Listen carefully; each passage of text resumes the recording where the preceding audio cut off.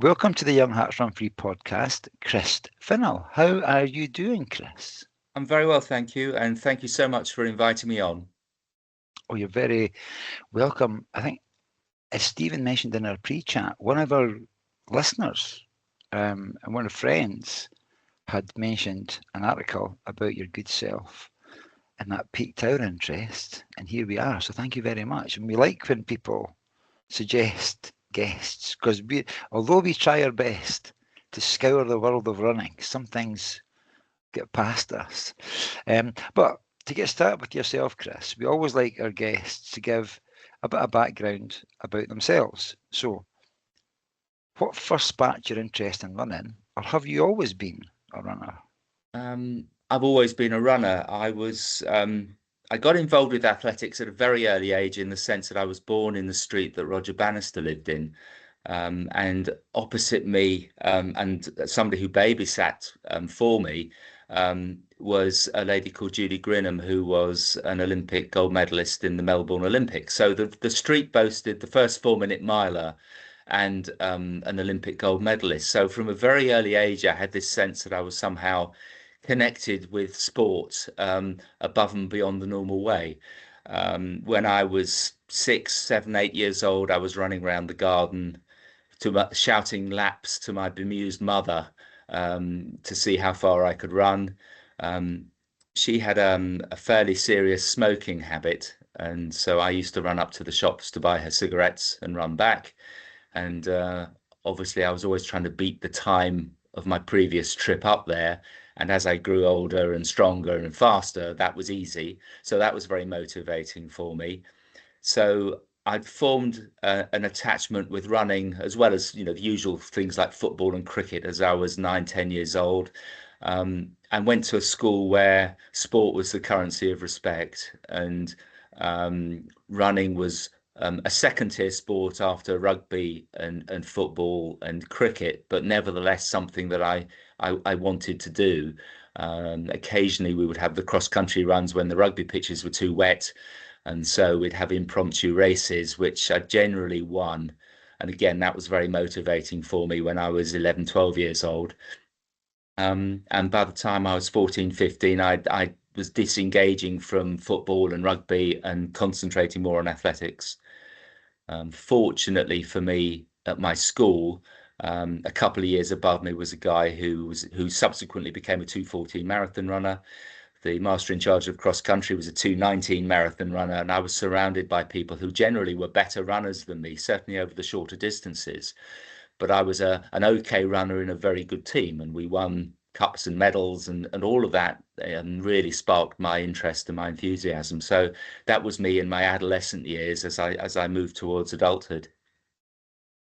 Brilliant introduction. And I think I can speak. Stephen will correct me if I'm wrong, but I think at this point in Stephen and I's lives, this is the closest we've ever been to either Roger Bannister or a 4 minute mile. So it's lovely. Well, thank you for that introduction. Yeah, and we're just continuing the Roger Bannister theme. Roger Bannister was from Harrow.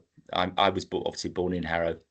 We went coincidentally to the same primary school.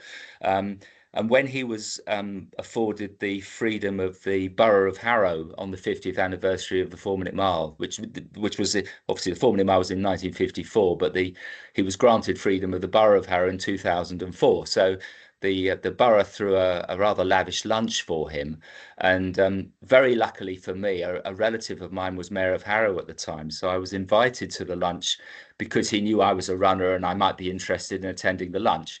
And I think I was the only runner there apart from Roger Bannister, but I actually had the chance to meet him, Wow. and it was a really special moment for me to actually spend a few moments chatting to him.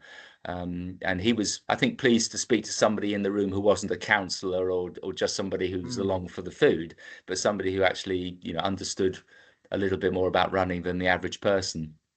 Brilliant. He changed the world, didn't he? He literally changed the world by getting that 4 minute mile. And then look what's happened since. Yeah. Fantastic. Why did it take them 50 years to get around to making them give them the freedom? Well, I suppose a feat like that, great though it is still better maturing over the years than when it's instantly done. But I think the borough were obviously proud to have him as a as a son of the borough, and the track in Harrow is called the Bannister Stadium after him. So he's acknowledged in several ways, and that's great. Brilliant. Good to hear. Good to hear. Chris, can I ask what was your sort of speciality as you were in those formative years and then into your early adult years? Was it becoming apparent what was your favoured or where you excelled at? I suppose when you're 13 or 14 years old, your speciality is any race you're told to run in, and in those days the race would be perhaps a 2-mile leg of a relay or maybe a 3-mile muddy cross country. So, and I was, I enjoyed all that stuff, but I always sensed that I'd be better at the longer distance events. On the track, obviously at that age, you're doing 8s and 15s and maybe 3,000 meters. And again, not really my bag, but I did those races because those were the races you did as a young lad. And I kind of enjoyed them, but I knew that I was probably better at some of the longer stuff, which I never had the opportunity to run on the track. So I moved on the track towards steeplechase, which I always think is the nearest thing to cross country on a track, and I was much better at that. I'm quite tall. I'm 6'1", and a reasonable hurdler. So steeplechase was my event on the track for many years, and I did steeplechase regularly for 25 years for my club. But track and athletics in the summer was never really my strong point. I always veered towards marathons and longer distance races, either on the roads or over the trails. Now, you mentioned club there. Have you had a long-standing connection with one club in particular? Yes. I've been a member of Harrow Athletic Club since 1974, and very unusually, the club sprang out of my school. I went to a school, Harrow County Grammar School for boys, and the club in those days was known as Old Gatonians. The school was in a road called Gayton Road in Harrow, and the club was called Old Gatonians. And Old Gatonians was a very well-known London club, which eventually became Harrow Athletic Club. It was founded in 1921. And for many years, you could only run for the club if you went to the school. And despite that, we got into Southern League Division 1 as a closed club. So that was a pretty interesting achievement, really, for one school to do. But as time went on, it became more and more important for the club to embrace the area, the borough of Harrow, rather than just be limited to one school. So the club became an open club. And it moved from Southern League Division 6 North to Southern League Division 5 to Division 4 to 3-2-1 into the British League. And this summer it won the National Athletics League for the first time ever. So in athletic terms, it's the #1 club in the country, although middle distance wise, it's not a particularly strong club at the moment, but athletically it's won the National League, and there is no higher domestic competition for a club. So I'm very proud of that. Context, like being the reigning champs, like Liverpool, say, of the athletics club. If you like, yes. I mean the clubs in that division are, Shaftesbury, TVH, Glasgow Jaguars, Birchfield, and Harrow, Windsor, Slough and Eton, and those are big clubs athletically. Oh yeah, love this. And then you've alluded to feeling a pull towards half marathon distance. When did that become when did you run your first marathon? I ran my first marathon in 1979. Was at that stage I was 22. I was 20. Oh no, I was 20 in 1979. I'd always had this ambition to run a marathon when I was a teenager, and when I was 19, I was out in America at an American university, and I was down to run the Detroit Marathon in October of 1978 when I was 19. And I went down with pneumonia the night before the race, so I was absolutely crestfallen at missing this opportunity to debut in the marathon. And I was in hospital with pneumonia for about a week in the lead up to Christmas.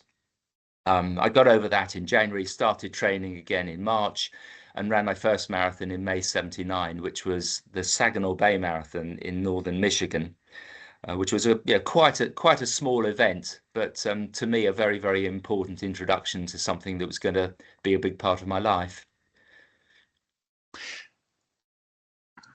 See, before we dive into marathons, before we do that, you mentioned Roger Bannister, very famous athlete, but was there any other particular runners or athletes who've inspired you to do this marathon distance and other stuff Yes, as well? absolutely, yes. Another athlete who lived locally to Harrow at the time, I was becoming really interested in athletics, was Dave Bedford. And I can remember watching him break the world 10,000 meter record in the early '70s. And he trained sometimes from the Bannister Stadium in Harrow, and was obviously somebody who was looked up to in no uncertain terms. So Dave Bedford was a big inspiration, if you like, and probably the bigger one of the two was Ron Hill. And I can remember watching him in the '72 Olympics, not his finest moments, but Commonwealth Games champion, and the father to me of British middle distance, really. I mean, he was a phenomenal athlete and a great ambassador for the sport. And even when I was 16 or 17, he was an inspiration to me. Not least of all because on one occasion when I happened to have a holiday, I think it was the last holiday I ever went on with my parents, which happened to be in Scotland. And we were traveling down, and I was badgering my dad to buy me a pair of Nike shoes, which in 1976 were very unusual. And Nike was trying to break into the British shoe market. And Ron Hill had a shop in Hyde in Cheshire. And so I bawled at my dad until he drove through Cheshire to go to this shop so I could buy the shoes, because you couldn't buy them anywhere in England other than at his shop at the time, I think. So we waltzed into the shop to buy this pair of Nike waffles, and my father was a pretty good cricketer and was always disappointed that I wasn't following in his footsteps. So he didn't take a lot of interest in running. And as Ron Hill was bringing these shoes out for me to try on, my dad said to Ron Hill casually, "Oh, do you do any running yourself?" And you can imagine, talk about being embarrassed by your parents. I wanted the ground to swallow me up at that point. But he sold me these shoes, and that must have been 30 years later at one of the expos at the London Marathon. I took these shoes, which I'd never thrown away, to Ron Hill, and we talked about them for 10 minutes, and he signed signed both shoes. So I had this signed pair of very, very early Nike shoes, which are very much treasured by me for the memories that for the things that the occasion it reminds me of when that took place. What a memento that is. It is, yeah. It's very special for me anyway. Yeah, thank you for sharing that. Love it. Gosh, John, we're standing aside, some big guns here. I mean, Ron Hill, Boston, 1970. It's all happening, isn't it? It's just something. I'm pretty old school with my inspirations, I suppose. If you think of those three as standout athletes of their generation. It's absolutely fantastic, and I'm sure our listeners will be appreciating the insight as well, Chris. So thanks for sharing. I think, is it okay? Can we go to the marathon? Because it's almost like I want to jump in a time machine back to 1981, if such things existed. See, before we do that, can we get another John interlude? Can we get Chris's finish time from May '79? Just a bit of context. 2:40. Wow. Okay, moving on. Stephen, over to you. John, what was your first ever marathon time? 4:28. Oh, was it? Where about? Sorry, Chris. Can't even think. I think that would be London. My first official marathon was London, I think. Yeah. Done. Okay, so let's go to there. Let's go to that particular city then, London, for the next segment. Chris, you've had a wonderfully long association with the London Marathon, including taking part in that inaugural event in 1981. What was that something that came onto your radar? You'd obviously done the over in the States, you'd done a marathon, and you're like, that, okay, there's a marathon now happening on my doorstep. I need to get involved. How did that?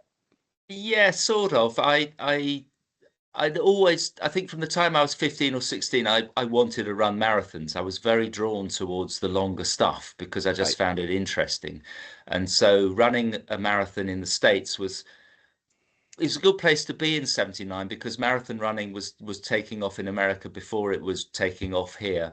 And Mhm. so it wasn't that difficult to find a marathon that was relatively local to where I was, which was near Detroit. And so therefore, I ran my first marathon in the States. When I came back later in '79, I ran the Milton Keynes Marathon, which was happened to be near my parents' house. So I stayed there for the weekend and did the Milton Keynes. So the London was the third marathon I did. Okay. But yeah, it was on my radar, and of course, being a Londoner and hearing that a London Marathon was going to be launched, it seemed the most natural thing in the world to get involved with it. So that said, if it had started in 1979 instead of 1981, I would have missed it. I wouldn't have been at the first London Marathon, and I wouldn't be an ever present. So I was just lucky to be in the right place at the right time, and I was 22 and I did the first London in 1981. I was a student at university, so it was relatively easy to train for. I was at the University of Surrey, which is in Guildford, which is only 30 miles from London anyway. So it all just fell into place for me. And it though at that time was did you enter through your club? Is that how it worked? No, you entered through the ballot. They had a Okay. kind of Did ballot. they have a Yeah, ballot? Okay. yeah, yeah. Just the logistics of that, how and how Yeah, it's evolved. in Was that? subsequent years, once people had established times with the London Marathon, if you Mhm. had a time that was sufficiently fast, you entered through the three A's. And so for many years, I had the time I needed to automatically qualify into the three A's championships. And after 15 Londons, people who'd run the first 15 were accorded ever-present status, which meant they could stay, they'd get guaranteed entry for life as long as they remained an ever-present and had run all the marathons up to that point. I was going to ask about that. We did speak about, I think it was pre-recording, we spoke about ballots and so on. So as long as you run every year, you've Yeah, got a place every year. yeah. In fact, it's Ah, slightly more nuanced than that now because after some of us, let me go back a stage. mhm. 42 people had run the first 15 London marathons. So when the ever-present club was formed, there were 42 members, all men, no women at all. Bearing in mind that in the first London Marathon there were only 300 women running, so it was very, very skewed towards male participants. But fast forward 40 years, and that number of 42 had dwindled down to 10. And so on the eve of the 2020 race, 10 of us were given the freedom, the Spirit of London Award, which is a award they give to people for various different achievements or events in relation to the London Marathon. Maybe it's raising £1 million for charity for some people, but for us it was having run all 40 marathons up to that point. And as I understand it, I think I'm right in saying this, if you have the Spirit of London Award, you're guaranteed entry for life, whether or not you keep running from one year to the next. So I think Ah. I'm in that very fortunate position now of not having to worry about ballots or entries or qualifications. I simply get sent a link each year and I click on it and I'm in the race. So I'm very, very lucky indeed. That's been well earned. Well, well earned, but very fortunate as well. Yeah. You paid your dues, man.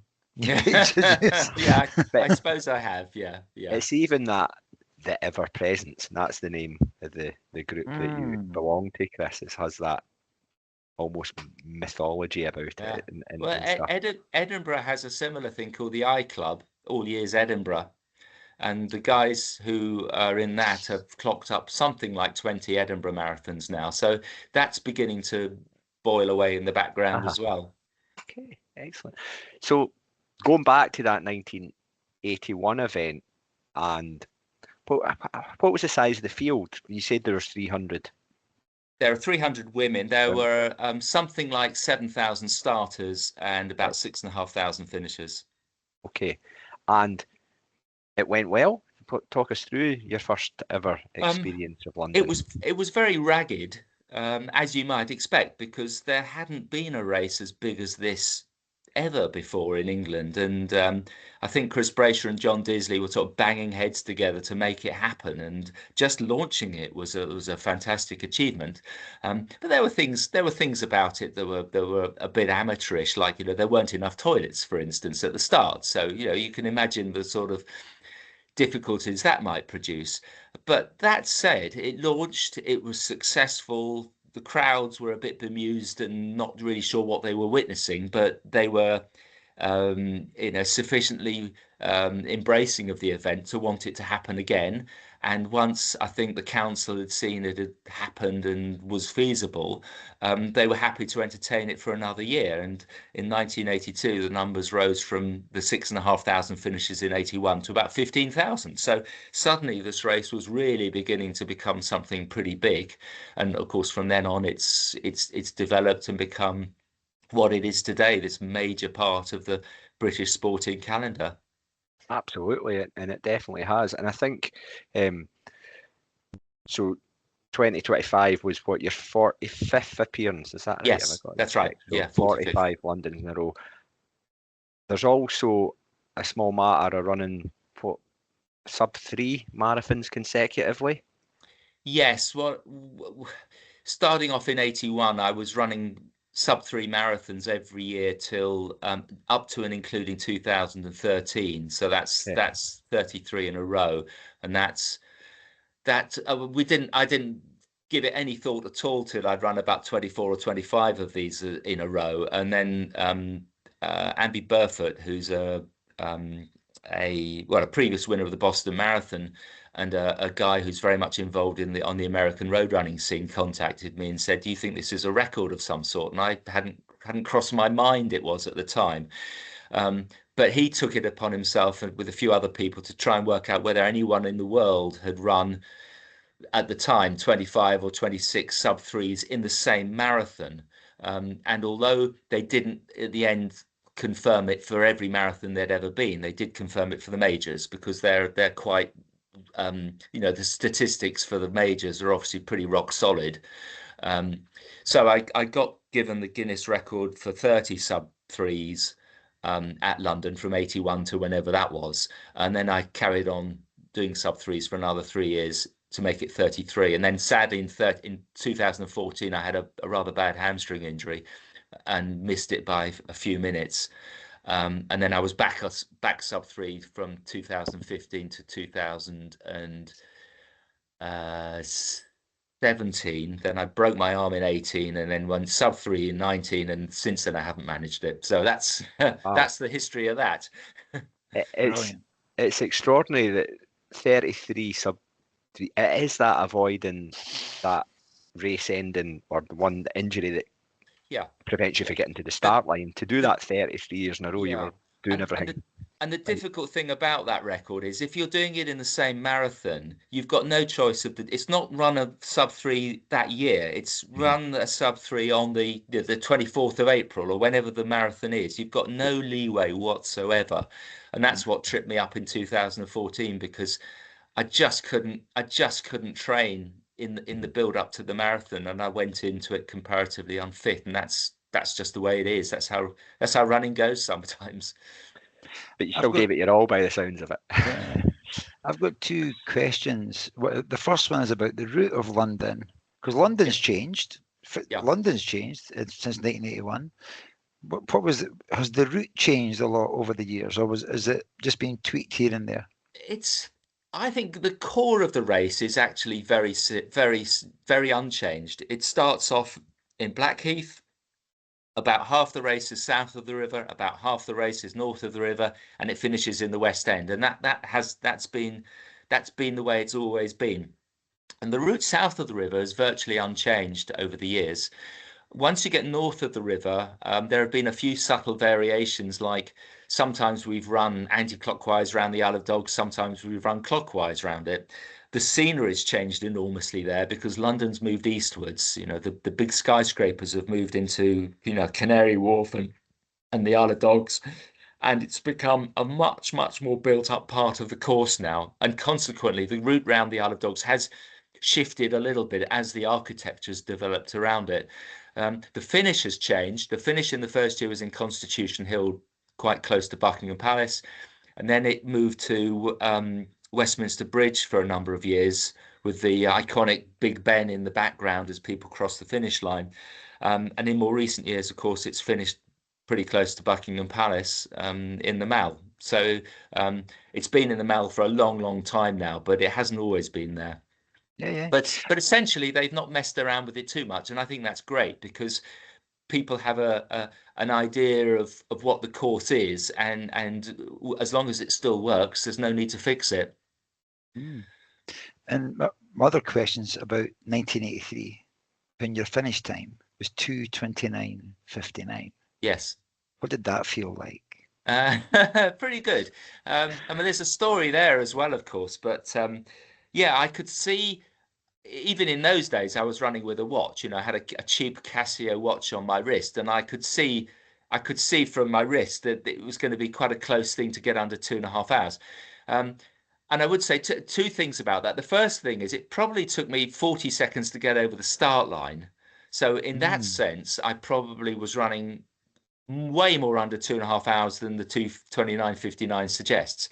However, against that, the course in 1983 was there is a kind of fable or some sort of myth or rumor that the course in 83 was actually short by about 200 yards.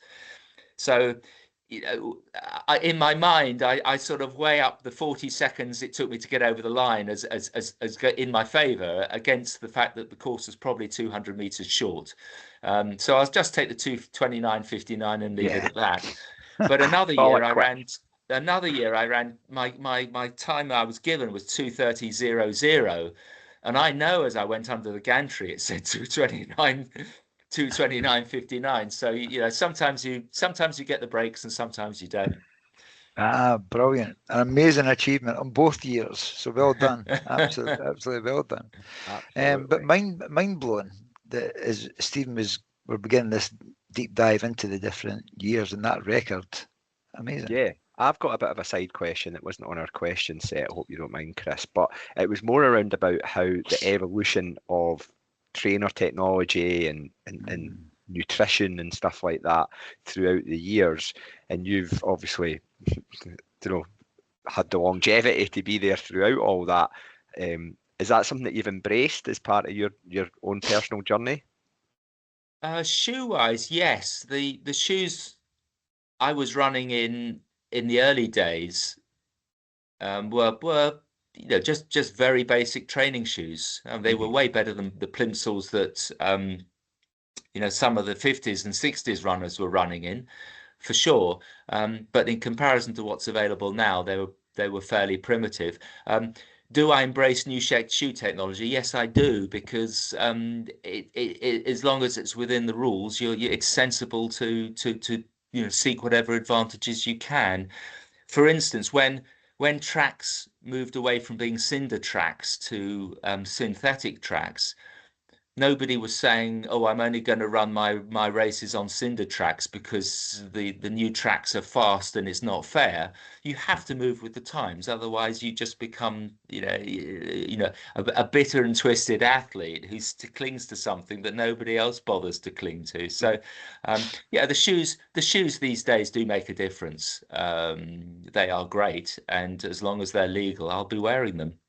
Right. So here's a follow-up question to that. What would 1981 Chris or 1983 Chris was 2 hours 29:59 equipped with today's shoes and today's knowledge about nutrition and much more feeling advancements in that area? do you reckon you would get your 4%, as some manufacturers suggest here? I think 4% is ludicrously high. I just Right. think it's not. Where did that figure come from? They are definitely faster, and I think the real point is not that. I don't think serious athletes think they're going to run 4% faster by putting these Market. shoes on, but they only have to think they're going to run a minute faster to want them, and that's the thing. And 1 minute over 3 hours is nothing like 4%, but it is to somebody who wants to break for 3 hours a very, very significant improvement. But you asked about the nutrition as well. I don't think basic nutrition's changed at all, in the sense that most of the nutrition you need to run a marathon is what you're eating day to day, not so much what you're taking on board in a race. As long as you get to the start line and you've had a balanced diet and you've eaten lots of fresh fruit and vegetables, and you're not overweight, and you maybe not piling on the steaks and the hamburgers, you're probably in good shape to take part in a marathon from a food perspective. And these days, of course, the gels and the drinks are very, very good, and taking them on board without throwing them back up again through taking them excessively is I think a very good idea. Thank you. What do you have a favoured gel type, and also a favoured shoe type? Is there a brand that, because again, it's like it's a good and buying shampoo. There's hundreds to choose from, isn't there? So what are you currently using, Chris? No, I don't have a favourite shoe brand. I tend to buy shoes that are last year's models in sales, and they're generally pretty good. And if they're Asics or they're New Balance or Nike, I don't really mind. I'm lucky in the sense I don't have feet that seem to be too picky about which shoes I put them in. Okay. So at the moment, I've got as far as carbon plated shoes are concerned, I've got a pair of New Balance carbon plates. I've got a pair of Nike ones, and I tend to think that one of them is better over shorter distances and one of them is better over longer distances. But that's I can't really substantiate that in any scientific way. Okay. As long as the shoes feel comfortable, and generally they do, I'll wear them. As far as drinks are concerned and gels are concerned, I don't get too hung up on what the brands are either, but I do tend to take caffeine gels towards the end of a marathon because it just gives me that extra bit of it gives me a slightly sharper edge when I'm beginning to fade. So, for instance, I would take a caffeine gel at 22 miles of a marathon with 4 miles to go, but up to that point, I'll be just taking I'll be taking 3 or 4 gels of a non-caffeinated type to get me to that point. And just flicking back to the 80s again, anybody going to a major marathon now, at the water stations, the aid stations, as you go through the course, they're laden with gels and sporty drinks. What was it like in the 80s, the early 80s? What was on the tables then? Pretty much. Well, in the early marathon days, you would still get electrolyte drinks. You'd still get something. Lucozade, for instance, would still be available at the feed stations, and water. So in that sense, it's not changed an awful lot. But and these days, the London, as an example, do give out gels at, I think, 14 miles and 19 miles. But generally, most people taking gels in the marathon will want to take their own particular brand of gels that they know they're comfortable with, and will therefore carry them. So, sometimes you'll see people with almost like a cowboy has a holster full of bullets. They'll have a belt full of 8 or 9 gels, and I think that's a bit over the top. But I think carrying 3 or 4 gels as an insurance policy to know exactly what you're getting and when you're going to get it is quite an important part of the race. And the more relaxed you run the race in terms of knowing what you're doing and feeling in control, the better everything's going to be in terms of your psychology and in terms of your biomechanics. Can I ask, you mentioned about a hamstring. I want to talk about injuries. And have you had any significant injuries? But on the back of that, I want to speak as well. Stephen mentioned strength and conditioning earlier on.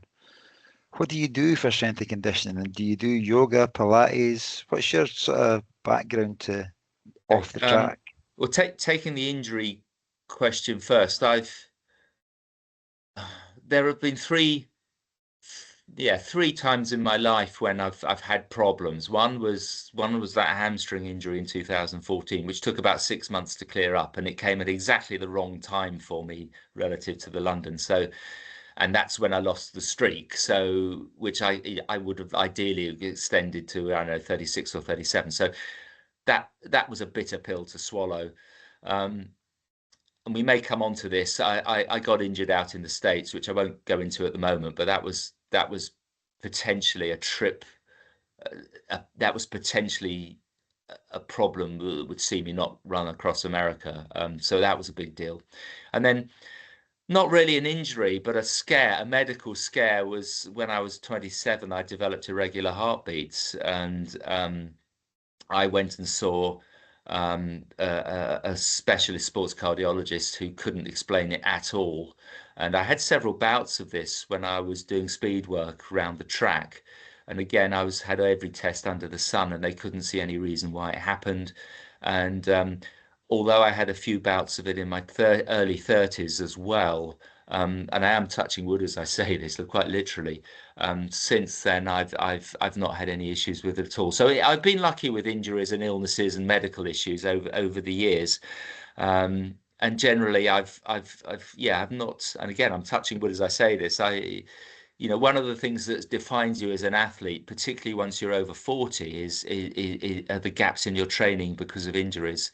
And I've been fortunate to not have many of those. So my fitness has built up over many years in a fairly consistent way, and consequently, without gaps in my fitness, my training's been quite consistent, and so has my racing. But in answer to your question about strength and conditioning, I do a certain amount of stretching, not excessively, but I do a certain amount of stretching, a little bit of yoga, a little bit of strength work, and I have regular physio, very much as a preventative thing rather than as it sometimes is a response to a niggle that I'm concerned about. Okay. And I've been having physio for about 30 years because although I was very slow off the mark to see weight training and strength work as being relevant, which is stupid. I should have seen that 30 years ago, but I've come to that relatively late in the last 10 years. But I have been having regular physio for many years, and I can only assume that that's been one reason why I've been relatively injury free. So maintenance rather than Yeah. reactive. Yeah, it's like getting the oil changed in your car, and hopefully the engine will last longer. It's that kind of analogy, I think. Perfect. John, you listening? Yes.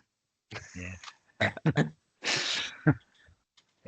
No, it's because that's the most impressive.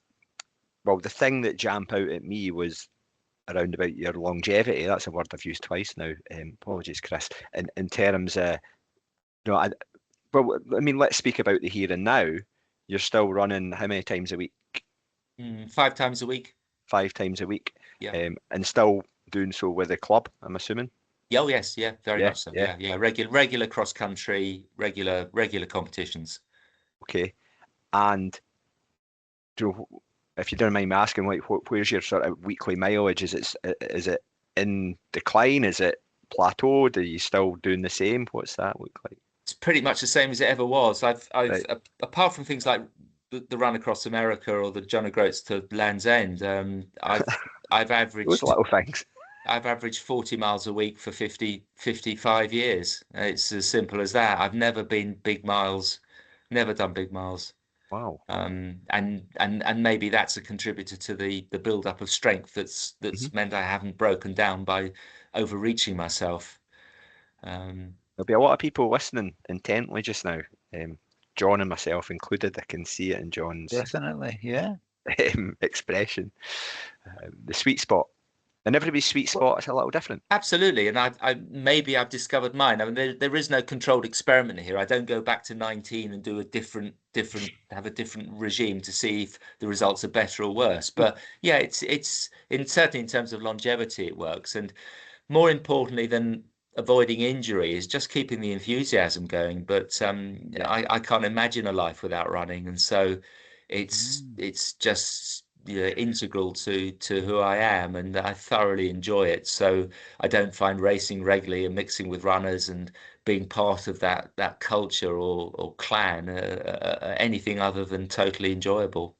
And that, what you speak about, a lot of people refer to as their mojo as such. You hear Yeah, people saying, "I've lost my mojo a little bit. I need to yeah, get it back," and yeah. stuff like that. And we go through, sometimes some peaks and troughs with that. How much of that for you, and it's something that you just mentioned, Chris, is down to the fact that it's that shared experience with people, with club mates, with people that you've met at Yeah, races? yeah, it's huge. I mix with people in my club who I've known since I was 11. Mm. I've known my best man who I've known since I was 11 is a runner as well, and we've run in the same team for 50 years. So the club and the people around it, the local parkrun community, people from university I ran with. I mean, they're all part of my life still, and so the connections I've made through running, in addition to the experiences of racing, have been really, really important to me. And those will endure whether I'm injured or not, and hopefully will endure into the future as well. I think, as Stephen said there, people listening in, some people even starting out on their running journey, you're speaking a massive truth and a golden nugget for people about getting that regular physio. Don't wait until something's sore. Yeah, sure. Make it part of what you do Yeah, and who you are. And yeah, that mojo thing, people losing their mojo, I've experienced it myself after a big event. You finish that, and then there seems to be like post run blues almost. But looking through your running record, there's always something next. You've always got something, whether that's part run, you're a regular part runner as well. yeah. But there always seems to be there's a consistency. That's the word I'm looking for. A consistency with your running across the years, which is something that people can look into and think, okay, how do I prevent losing my mojo? And it's about staying motivated, isn't it? Yeah, and I think I've been very I haven't been defined by any particular event really. I suppose I started off like most people do, doing cross country and a bit of track at the lower distances, the shorter distances, and then moved across to marathons and then moved into ultras.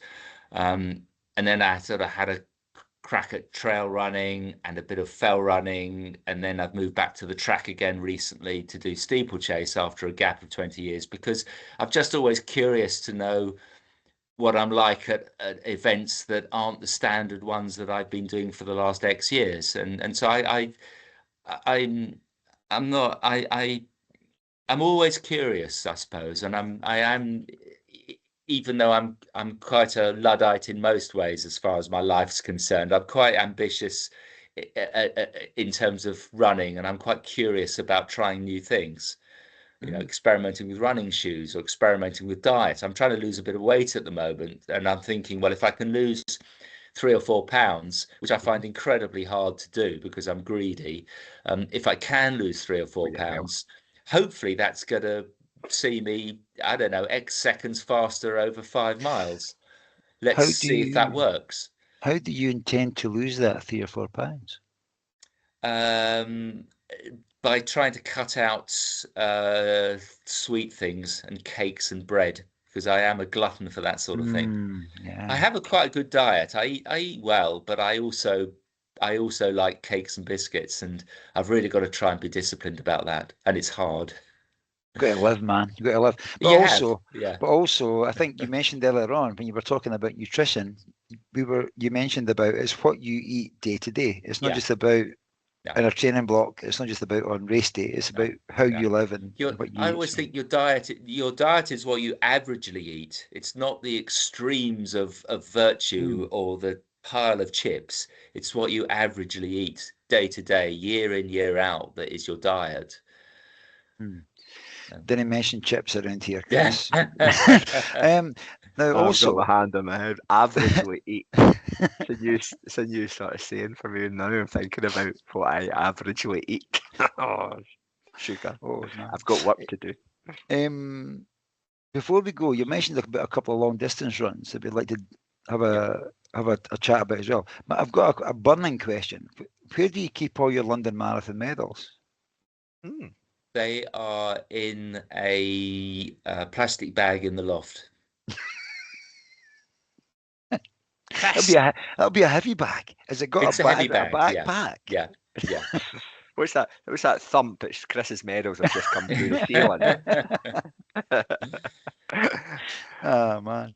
I occasionally bring them down, and when people ask me to take them to a talk I'm giving, or they need. Funnily enough, the London Marathon contacted me about 5 years ago and asked to borrow them because they don't have a full set of them themselves. So I lent them to the London Marathon for the expo, and they put them in a rather grand display case, which I was very, very taken aback by.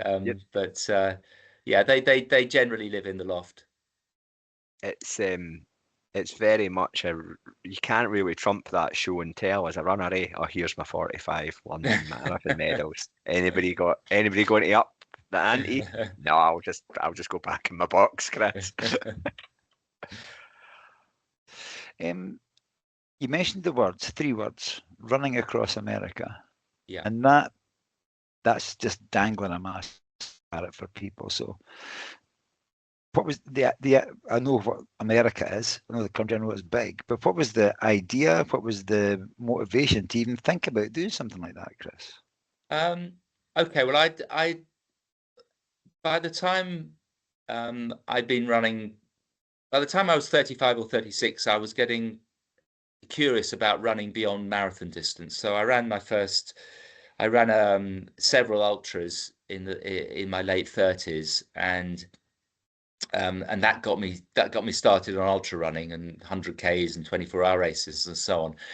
And through that, I met a guy called Steve Pope, who's a runner based in Sheffield, and we became great friends. We just sort of got on very well together. And he came and visited me down in London when he was running the Sri Chenmoy 24-hour race at Tooting Bec, which was probably where Adrian Stott was that night as well. And by way of a thank you for me putting him up overnight and whilst he was down south, he gave me a book by a runner in America, a runner called James Shapiro. And the book was called Meditations from the Breakdown Lane. And it was a book written by Jim Shapiro about his experiences of running across the States in the early 80s. And not only is he ballsy enough to actually have a go at it, but he's also a very, very good writer, not just somebody who was diarizing his running from day to day, but somebody who was writing about it as a spiritual journey and as something which was really as much a work of literature as an account of his run. Anyway, I read the book and was totally drawn into the idea of having a go at this myself. And Steve and I discussed the book over the phone, and we both hatched this idea more or less simultaneously that we'd have a go ourselves. This was in 2007, so it took us 4 years to plan it. But we made it. We went out to the States in 2011 for our own attempt in August 2011. And so we ran from Half Moon Bay, which is just south of San Francisco, and headed relentlessly east to New York over the course of the next 80 days. Man. Just So, sorry, Stephen, on you go. Well, I was going to say, like, we could speak about this for another 8 hours, at least. But we always leave the door open, Chris, for a return to the podcast, all going well. So, conscious that we could delve into that for an extraordinary amount of time. It's ticking all my inquisitive boxes in my head. Yeah, it was quite a trip. It was a very eventful trip in lots of strange and unpredictable ways. But I'm really glad I did it. And as I said before I went, I didn't want to get to be 70 or 75 and look back and wished I'd done it. I wanted to be the person who could look back on it and think, well, I did it when I had the chance. Mm. How many miles is it running across America? Um, it depends which way you go. The classic route, the absolutely classic route, is from San Francisco to New York. Other people do it from Los Angeles to New York, which is actually a little bit shorter. There are shorter ways of doing it. I think San Diego across to the coast in Georgia is about 2,800, 2,900 miles. The route we did, we reckoned was about 3,100. Wow. With John's looking at you intently as if he's thinking about doing it. It's like I'm like that. I can see a wee seed getting planted Well, in his head. do let me know, and I can give you some advice. I think Anybody I'd do the listening, Born of classic. experience. anybody listening fancying that, then Chris is your man. Drop him a message. I'm sure he'll be. Yeah. Okay. We did send you a question, and I think that was on your running career. What are you most proud of? Um,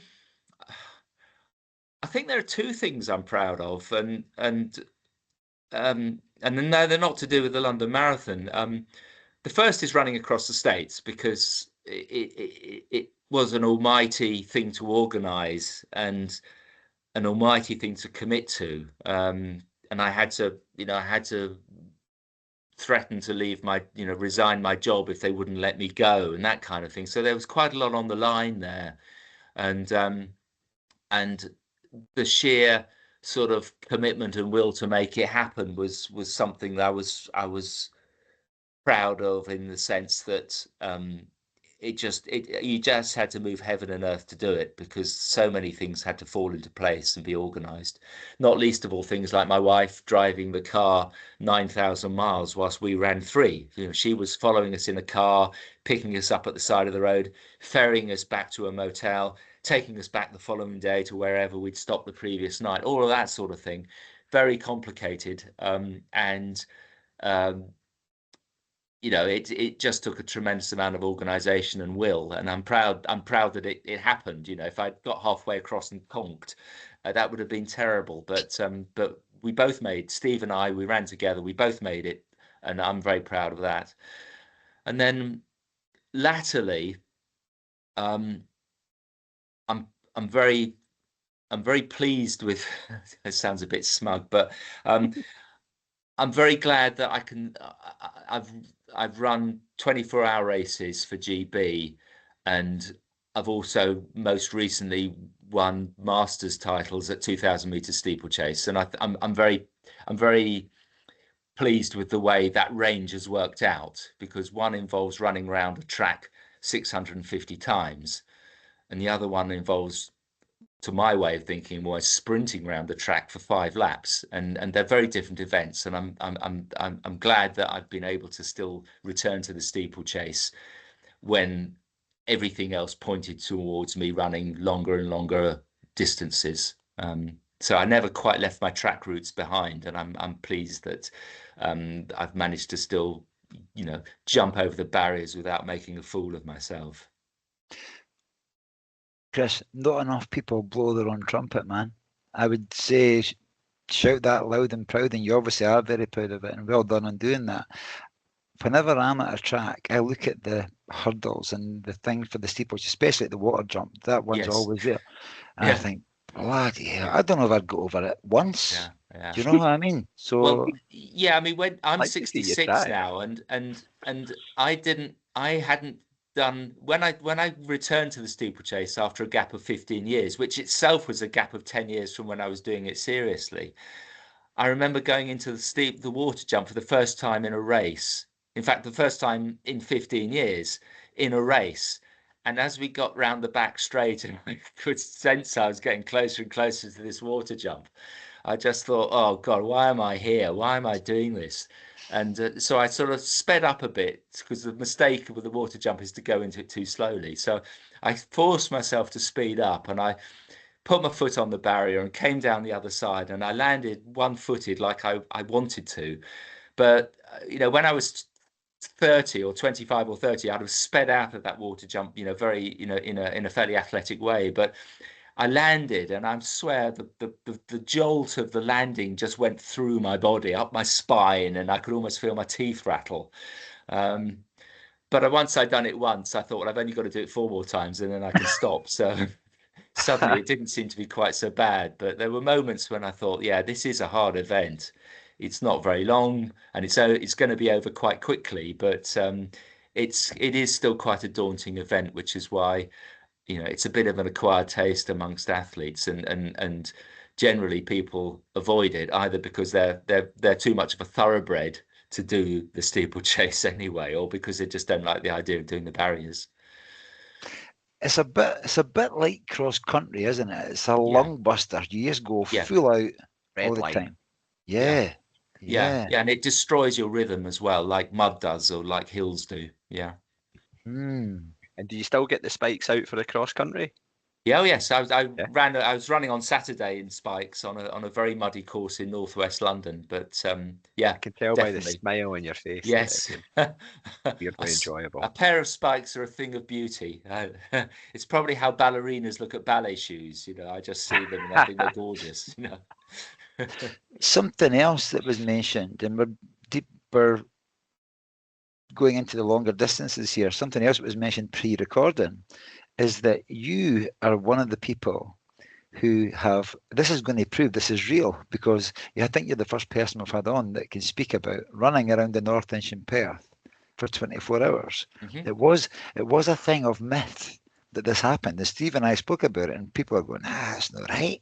But you've actually been there and you've done it, haven't you, Chris? Yes. The Anglo-Celtic plate has been held there several times, and one year I was handing out drinks to the England team, who I think on the day were beaten by the Scottish team. So there you go. But yes, I've also run there myself, and it's a very good venue. It lends itself quite well to 24-hour racing, because the circuit round there is relatively short, but not so short that it's boring or too repetitive.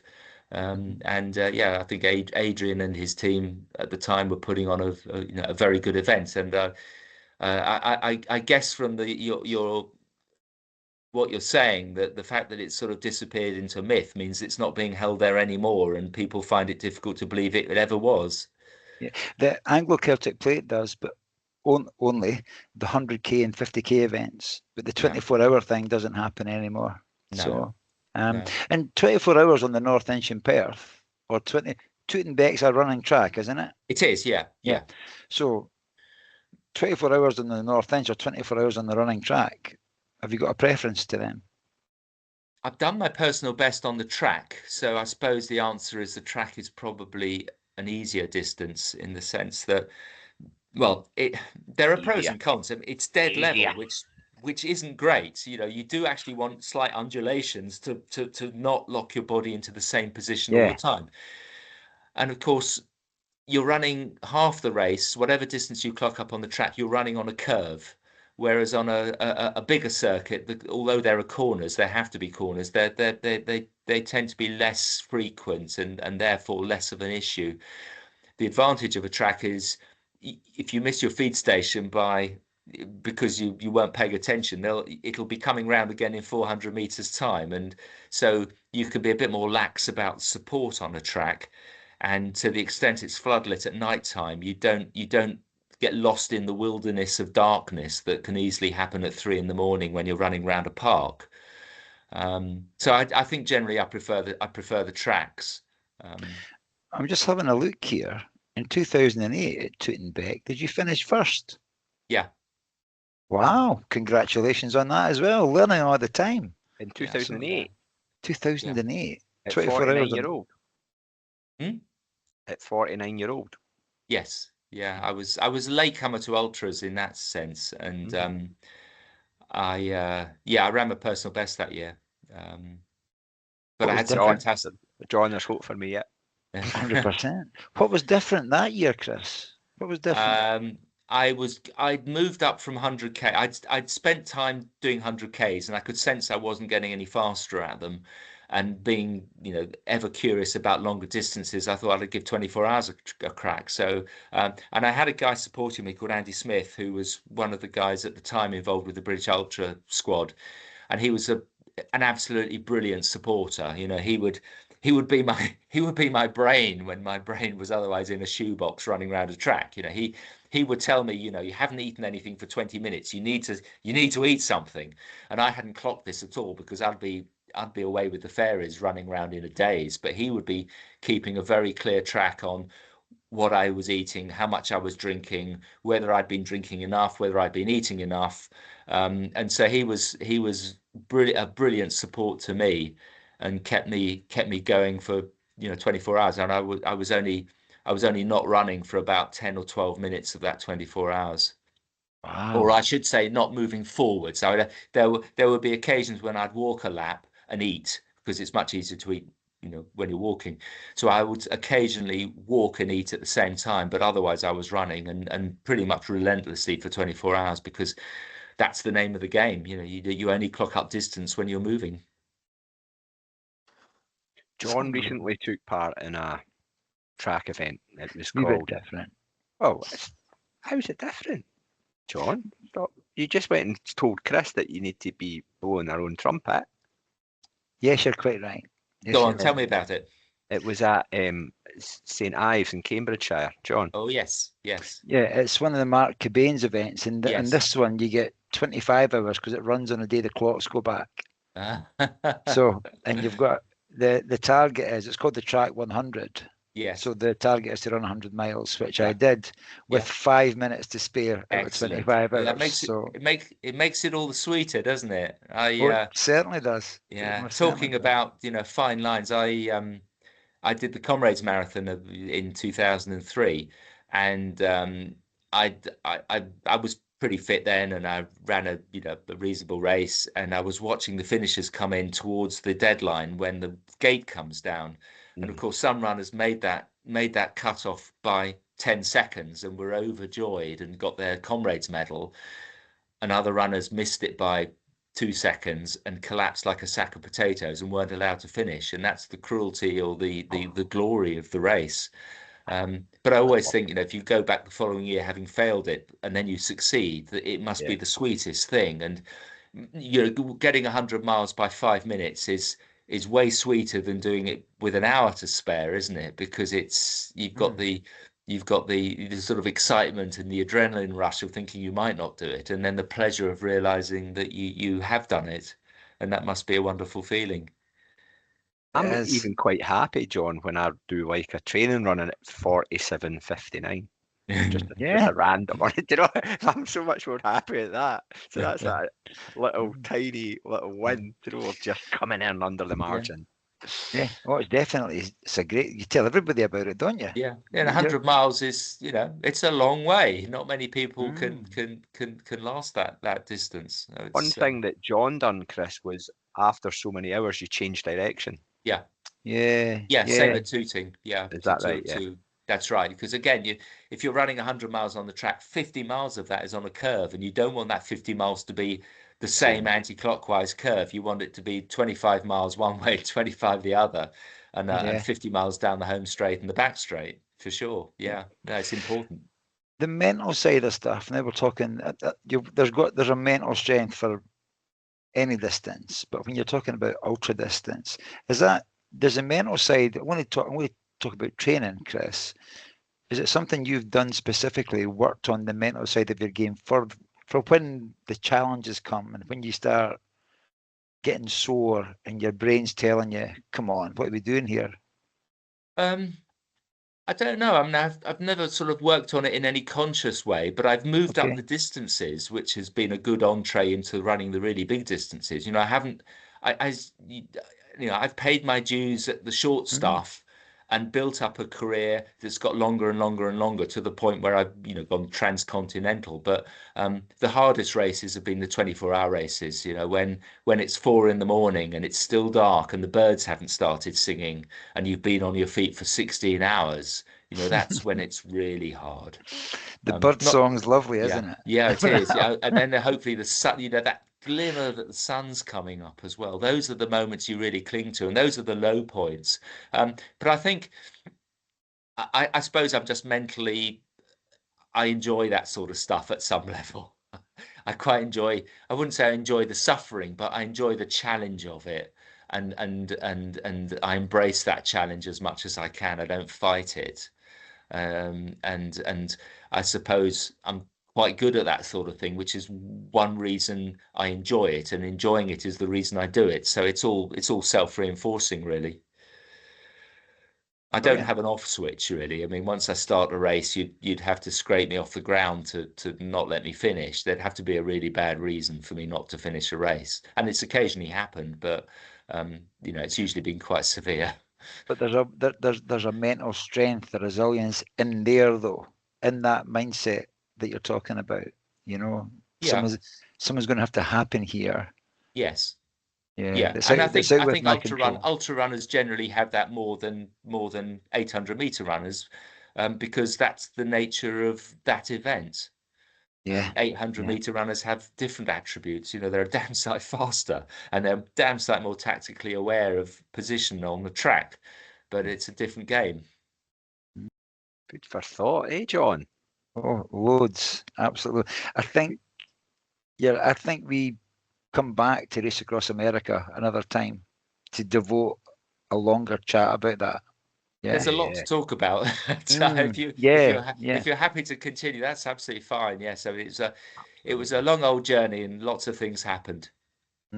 Definitely. And it was very, to use an overused phrase, it was very life-changing, really. It was, I always think of my life as before America and after America in terms of, my running career. Yeah. It changed my perspective. Yeah. Well, I want to ask around about where you are again in the here and now. Signed up and registered to do London in springtime? Yeah. Yep. Okay. Yeah. So that ever-present, will, all going well, continue. Everything ticking over by the sounds of it. Yeah, sure. Yeah, I'm competing regularly at the moment, so I'm reasonably fit as we speak. So I'm looking forward to it. Long may that continue. And have you got any other challenges or races on the horizon that you're kind of looking forward to? I back 7 or 8 years ago, I had an unsuccessful attempt at running the Bob Graham round. And I'm not about to say I'm going to have another go at it, because I recognise how difficult it is and how skillful fell runners are when they run down hills effortlessly, whereas I sort of suck my thumb and get worried about falling over and consequently use a lot more energy. I'm not a fell runner and I haven't got those skills, but I'm obviously a reasonably good ultra runner, and I can run uphill and along the flat as well as anybody can. But the downhills do defeat me. That said, I'm going to have a go at the Joss Naylor Challenge, which is about 2/3 of a Bob Graham, and if I can succeed at that, then I'll have got closure with fell running, and I can put it to bed and maybe not do it ever again. But at the moment, the fact that I failed the Bob Graham round is a bit of a weeping sore with me, and I want to get some sense of closure on it. So that's my challenge for next year. And then if that goes according to plan, or whether it does or doesn't, I then want to do the run across England from St. Bees to Robin Hood Bay. That's the northern traverse. The coast to coast, yeah. Well, I figured that if I've done America and I've done John O'Groats to Land's End, the next logical thing with these events getting shorter and shorter as I get older and older is to do the coast to coast across England. So you rule out Canada to Mexico? I'll definitely rule out Canada and Mexico. Yeah, I'll be doing the Isle of Wight after that. Your Strava must be amazing. All the maps on Strava must be amazing, man. Well, I don't post that much on Strava. I occasionally put stuff on there, but we put John O'Groats on Strava each day because I wanted a diary really of exactly where I'd run as much as anything else. Yeah, like a journal. Yes, exactly. Yeah, it was like yeah. We could have the Chris Finill season, Stephen. We could talk about each of these subjects. They're all belting things to speak about. absolutely But fantastic. It was I've just wonderful given running Chris a through. follow on Strava just for inspiration. It was wonderful running through Scotland, though. I'd no idea that, you know, 400, it was roughly 1,000. The route we took was roughly 1,000 miles, and 400 of that was in Scotland. You know, it was getting on for half the distance, was just getting out of Scotland, which I'd always knew would be an issue in terms of, well, the reason we did it from John O'Groats to Land's End was because I didn't want to get to Scotland and then think I'd basically done it, and then realised quite correctly that Scotland is actually quite a long country. It's not a lot shorter than England in some ways. And certainly the roads aren't, the way we went was very indirect and scenic. So it was a big old chunk of the overall journey, but wonderful experience running through Scotland, you know, just one foot in front of the other. Brilliant. Lots of running years in your life, Chris. You must have had a lot of different bits of kit across these years. What's the thing that stuck with you? What's your favourite bit of kit you've had? Um, I suppose symbolically, my first England vest, running in the Anglo-Celtic Plate in 2000. That's that, you know, being able to say I'd represented my country at senior level was really important to me, and so getting that England vest was, you know, the physical vest as well as the symbolic England vest was really important. I suppose, you know, a few pairs of running shoes over the years which have stuck with me for one reason or another, which I haven't quite thrown away, are important to me as well. The Nike shoes that Ron Hill sold me are very important to me. A pair of shoes I was given when I was running across the States and ran 1,000 miles in. Again, those are the shoes I wore from Indiana to the East Coast, and I could never throw those away because they were just became part of me, really. So things like that. Yeah, I'm quite nostalgic, and yes, I would say a couple of pairs of shoes and a vest are the things that I would grab if there was a fire. Where would you grab them from? Where do you keep them? Oh, they're in the loft as well. Brilliant. No, I love that. Thank you very much. Obviously, personal mementos with literally thousands of miles of Yeah. joy in them.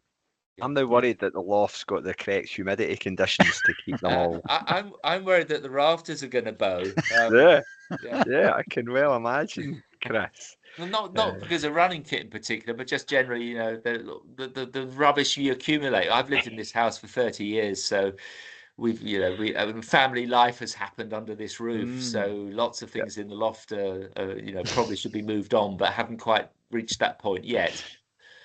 The next question is around about, well, how do you relax away from running? I don't know if such a thing though exists in your life, but yeah, how does Chris relax, recover? I listen to music or walk. I actually really enjoy walking as well, and walking is well, running can be relaxing, but generally it's fairly energetic. Yep. But walking to me is genuinely relaxing, and I love walking in the countryside and disappearing into a tea shop and eating tea and toast and then going for another walk. I'm, you know, pretty low maintenance and simple in that respect. Nothing too complicated.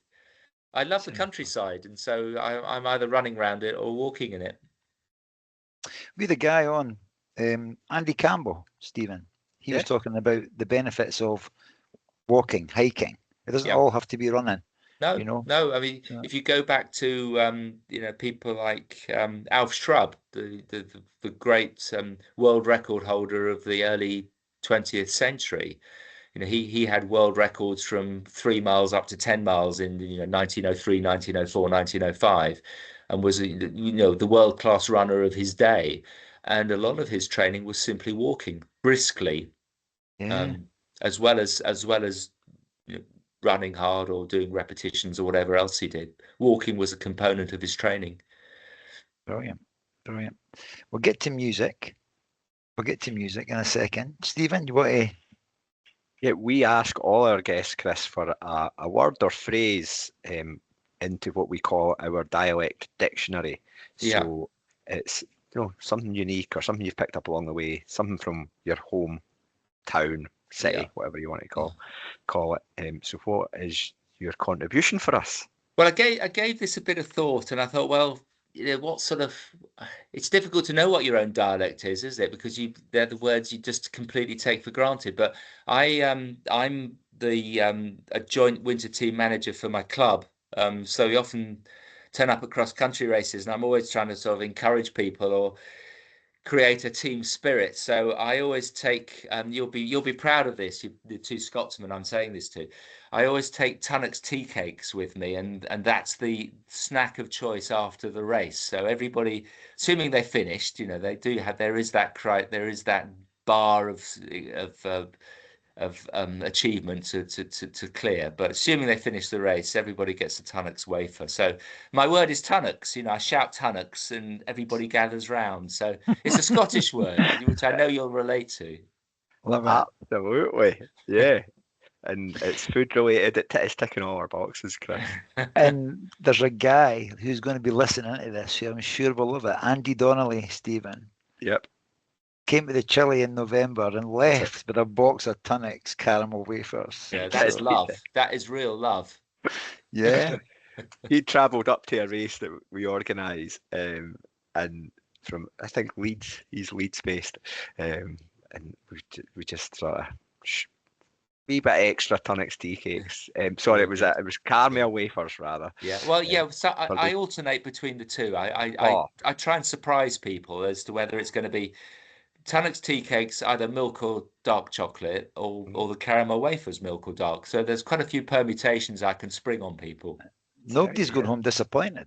No, nobody's. No. Run club membership applications are a way to swell in Harrow. Thanks very much, Chris. John. Yeah, our final question. You mentioned music as a way of relaxing for you, Chris. We've got a playlist that we share each season with the Young Hearts Run Free listeners, and it's an eclectic mix of tracks and songs that people have suggested. But what would Chris Finill like to share with the Young Hearts Run Free listeners? Well, I mean, it is a running related song, not particularly because I felt it had to be, but it's I suppose any runner will hear running related songs and listen to them perhaps a bit more intently than normal. It's not going to be Born to Run by Bruce Springsteen. So great song though that is. It's a song that reminds me of the Far West in America and the days we spent running across deserts in Nevada and into Utah. I mean, this is possibly a conversation for another day, really, but I developed a real problem with my leg some distance into that run. And we obviously made it to the East Coast, so I got over the problems. But when I got back, I had a tattoo put on my leg exactly where I had the problem, or more or less where I had the problem. The problem was with a bone, but I had the tattoo put on my leg adjacent to the bone, just above my ankle on my left leg. And it's a tattoo of US Route 101. You know how you can probably picture the Route 66 sign in your mind's eye. Well, there's a route, any number you like. Yep. And this is Route 101. And 101 is also referred to as Ventura Highway, and Ventura Highway is a song by America. And to me, it evokes the Far West, and that's why I've chosen that song. I've written, don't know if you can see it, maybe you'll not see it, America somewhere on that page. I've written that. I wasn't sure if it was going to be Sister Golden Hair or A Horse with No Name, but you've picked an absolute belter, Ventura Highway. Love it. Absolutely love that song. Thank you very much, Chris. And for our listeners who haven't heard it, you're in for a treat. And also, I think we've dangled a massive carrot for another episode to come back. We will speak specifically about that run across America. I would love to talk to you about it. Yes, that's very kind of you. I'd love to hear about it. Yeah, but Chris, this has been a brilliant journey through your running history, and to come in at the start and talking about living in the same street as Roger Bannister, put an opening to an episode. Absolutely fantastic. And your achievement in London Marathon with it ever being an ever present. That's fantastic. I did chuckle to myself when you're talking about worrying about the rafters in your loft, because every year when you come home and put another medal on that in that bag of London, is this going to be the year? Yes, it's You the know, straw, They're isn't it? getting bigger and heavier. so I do love that. But I've thoroughly enjoyed our chat tonight. I've learned loads. You're very humble as well, and the people that you've mentioned, lots of inspirations in there, and your running achievements are nothing short of magnificent. So, congratulations on that. I'm going to hand over to Stephen, but it's been a pleasure speaking to you, Oh, Chris. thank you. Thank you. I've really enjoyed the conversation. Thank you for inviting me. Oh, no worries, Chris. And just echoing what John says, really, I think what's really shone through is that that proudness for representing your club, your running club, and still burning, that fire still burning deep inside you as well, Chris. It's not as if you're thinking, I'm on the wane here. You're just like, no, you're still getting your miles in. You're still like inspiring people by the hundreds, it sounds like as well. And that show of versatility as well between the athletic, the track to the ultra marathon and to the huge endurance events as well, and then just slipping in like casually a Bob Graham round, Josh Neal around, bell running at the end. It was just like really, really great to hear from you, Chris, and it's been a real pleasure to jump in that time machine, but also to actually hear about the here and now. I think that is the big message that's hit home for me. And well done you, and hope it all keeps on ticking over just the way it has been, because it's given us some inspiration, Chris. Thank you. Well, I thoroughly enjoyed the conversation. Thank you so much for inviting me on the show. I've really enjoyed it.